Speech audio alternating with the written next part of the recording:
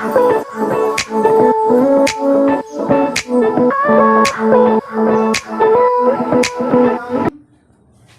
करते हैं संधि। तो टॉपिक हमारा क्या है? संधि का। ठीक है, तो संधि को हमको देखना है कि संधि कहते किसे हैं। तो संधि हमारा हमने आपको दो टाइप में दिखा रखा है। नंबर एक, संधि का अर्थ और संधि की परिभाषाएं। तो आपके जो तैयारी करनी है, आपको जो एग्जाम में आएगा, तो सबसे पहले क्वेश्चन आएगा इस प्रकार से कि संधि का अर्थ लिखते हुए संधि की परिभाषा बताइए। एक क्वेश्चन ऐसे बन जाएगा। दूसरा क्वेश्चन आपका इस प्रकार से आ सकता है कि संधि का अर्थ बताते हुए संधि के प्रकार बताइए। ठीक, क्वेश्चन नंबर 2 तैयार हो गया आपके। तीसरा आपको ऐसे भी पूछा जा सकता है कि संधि का अर्थ बताते हुए स्वर संधि की परिभाषा बताइए। तो इस प्रकार से आपके बहुत सारे क्वेश्चन इससे कंप्लीट होंगे। ठीक है ना। अब आपको करना क्या है कि आपके जो सिलेबस में है वो ज्यादा नहीं है, बहुत ज्यादा नहीं है, सिर्फ आपको अपने सिलेबस के अंदर संधि का अर्थ, संधि की परिभाषा, संधि के प्रकार और स्वर संधि का अध्ययन करना है। ये आपके क्लास 5 में और 6, 7 में यह तक है। ठीक है, बाकी आगे का अलग है। तो लेकिन हम अध्ययन सभी कर लेते हैं। तो आइए पहले टॉपिक को हम समझते हैं कि संधि का अर्थ। ठीक है ना। तो देखो, जैसे कि नोट किया जा चुका है, बताया जा चुका है आपको कि संधि का अर्थ होता है, संधि का साधारण अर्थ है मेल। संधि का साधारण अर्थ होता है मेल, मतलब दो चीजों का आपस में क्या हो जाना? मेल हो जाना। ठीक है ना, दो चीजों का आपस में मेल हो जाना, इसे हम क्या कहते हैं?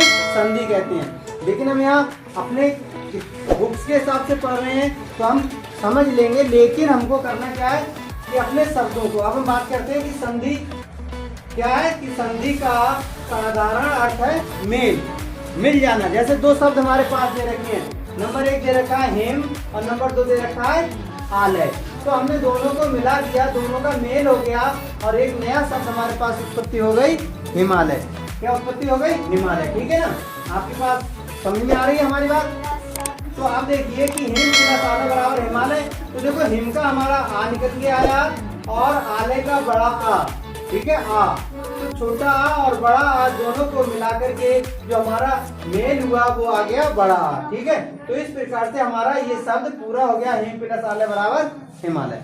अगले हम पढ़ते हैं परिभाषा पे। तो परिभाषा का जो अर्थ होता है, ठीक है, वो इसी अर्थ से संबंधित निकलता है। परिभाषा थोड़ी हम स्पष्ट रूप से प्रदर्शित कर देते हैं। तो हमारी परिभाषा क्या है कि दो वर्णों के पास पास आने से उनमें जो विकार या परिवर्तन होता है उसे संधि कहते हैं। ठीक है, उसे संधि कहते हैं। तो देखो, जैसे हमने एग्जाम्पल ले लिया, जैसे रमा प्लस ईस। तो दोनों को जब हमने मिलाया, दोनों का हमने संधि किया, तो हमारा शब्द बन गया रमेश। ठीक है, क्या बन गया? रमेश। अब देखो, बड़ा आ और प्लस बड़ी ई, इसका हमारा बड़ा आ आया, इसका बड़ा ई आया। ठीक है, लेकिन इनके उच्चारण अभी हम इसलिए बता रहे हैं आपको बड़ा आ बड़ी ई, क्योंकि आपकी समझ में आ जाए। लेकिन इसका उच्चारण करते हैं तो हमेशा बोलते हैं आ और ऐसे बोलते हैं ई। ठीक है, तो आ और ई मिलके क्या हो गया? ए हो गया। ठीक, तो यही हमारा विकार हो गया, ना तो रहा आ और ना रही ई, हमारा नया शब्द बन के आ गया ए।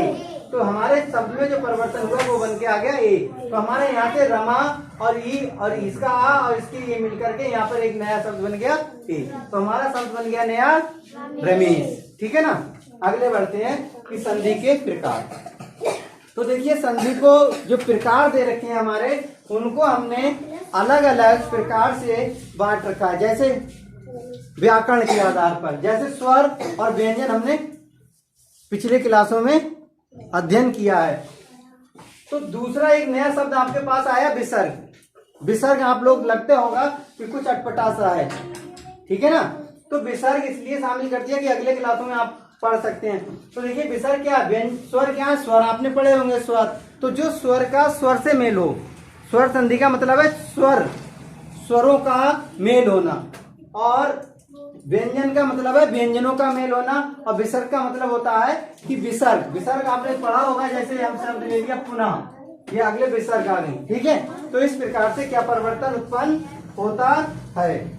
ठीक है ना, समझ में आ रही बात। तो देखो प्रकार क्या हुआ, संधि के प्रकार हैं तीन। क्या तीन प्रकार होते हैं? नंबर 1 स्वर संधि, नंबर 2 व्यंजन संधि और नंबर 3 विसर्ग संधि। तो पहला हमारा हुआ स्वर संधि, दूसरा हमारे पास है व्यंजन संधि, नंबर 3 हमारे पास है विसर्ग संधि। ठीक है, अब आते हैं हम अगले। हमारे सिलेबस में ये दोनों चीजें है नहीं, ठीक है ना। तो हमारे कोर्स में जो दे रखी है वो दे रखी है स्वर संधि। तो स्वर संधि जो दे रखा है, स्वर संधि के प्रकार होते हैं कितने? 5 टाइप्स होते हैं स्वर संधि के। नंबर पहला होता है दीर्घ संधि, नंबर दूसरा होता है गुण संधि, नंबर तीसरा है वृद्धि संधि, नंबर चौथा है एण संधि और नंबर 5 होता है आयात संधि। ठीक है, तो ये 5 प्रकार हमारे हो गए संधियों के। ठीक है, कौन सी संधि के? स्वर संधि के। ठीक है ना, बाकी संधि को हम अगले देखेंगे। तो अब आते हैं हम कि स्वर संधि कहते किसे हैं। स्वर संधि की परिभाषा क्या है? संधि की परिभाषा क्लियर होगी। अब हम देखते हैं स्वर संधि क्या है। तो देखिए आगे बढ़ते हैं। स्वर संधि, तो स्वर संधि की जो परिभाषा दे रखी है वो क्या दे रखी है कि स्वर आ ई उ ऋ ए ऐ ओ औ, ये स्वर है हमारे। तो इन स्वर के सामने क्या चीज? ये जो स्वर दे रखे हैं इन स्वर के सामने, ठीक है, इन स्वरों के सामने स्वर आ ई उ ऋ ए ऐ ओ औ के सामने स्वर आने पर, सेम यही स्वर आने पर उनके मेल से जो विकार या परिवर्तन होता है उसे स्वर संधि कहते हैं। बात वही है। यहाँ पर जो हमने विकार या परिवर्तन बताया था, काहे की संधि में, यहाँ पर स्वर संधि है तो स्वरों का मेल होगा। ठीक है ना, तो हमारा आ गया स्वर संधि कहते हैं। अब स्वर संधि का हम उदाहरण ले लेते हैं। तो उदाहरण हमारे पास क्या है, विच्छेद नहीं करेंगे, पहले हम उदाहरण देख लेंगे। जैसे हमारे पास छोटा आ गया और बड़ा, तो इन दोनों का मेल होकर के हमारे पास नया शब्द आ जाएगा, बड़ा आ बन जाएगा। ठीक है, ऐसे हमारे पास यदि पहले शब्द का बड़ा आ गया, दूसरे शब्द में बड़ा आ गया, तो ये भी बड़ा आ हो जाता है। इसी प्रकार से हमारे पास बड़ा आ और छोटा आ गया तो ये बड़ा आ हो जाता है। ए आ गया, वो सॉरी आ गया और ए आ गया तो ए हो जाता है। छोटा आ और रीर आ जाए तो आर हो जाता है। छोटी ई बड़ी ई आ जाए तो बड़ी ई हो जाता है। छोटा ऊ और बड़ा ऊ, छोटा ऊ और छोटा ऊ आ जाए तो बड़ा ऊ हो जाता है। और छोटा ऊ प्लस बड़ा ऊ आ जाए तो बड़ा ऊ हो जाता है। ये अनेकों दे रखे हैं, ये सभी अनेकों दे रखे हैं। इन सब से मिला के ये बनते हैं। आ जाए तो बड़ा आ, ई आ जाए तो बड़ी ई, ई आ जाए तो गुण, एक नया गुण उत्पन्न हो जाता है। क्लियर हो गया ना? Yes sir. ठीक, अब देखेंगे। अब हमें जो हमारे सिलेबस में संधि विच्छेद दे रखी है, इनका हमको संधि को विच्छेद करना है।